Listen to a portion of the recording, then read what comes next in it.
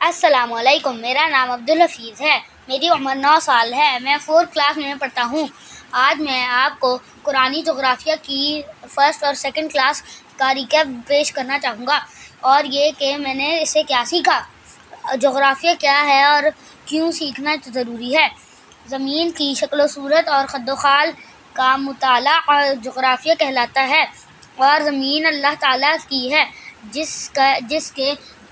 جیسا کہ اللہ تعالیٰ قرآن پاک میں فرماتے ہیں، ان الارض للہ، بے شک زمین اللہ تعالیٰ کی ہے۔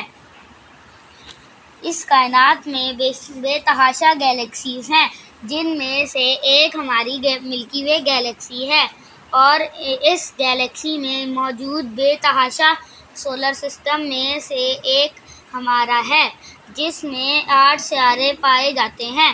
اس زمین اور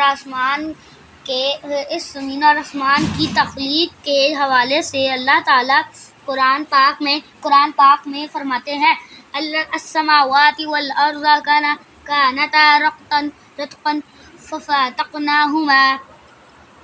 زمین اور تمام سیارے مستقل گردش میں ہیں، اور زمین کی سورج کے گرد گردش سے موسم بنتے ہیں، جبکہ زمین کی اپنے ایکسس میں گردش سے دن اور رات بنتے ہیں۔ اس زمین پر تقریباً 71% پانی اور 29% خشکی ہے۔ اس زمین کو اللہ تعالیٰ نے 7 براعظموں اور 5 اوشنز میں تقسیم کیا ہے، اور ہمارے براعظم کا نام ایشیا ہے، جو کہ سب سے بڑا براعظم ہے۔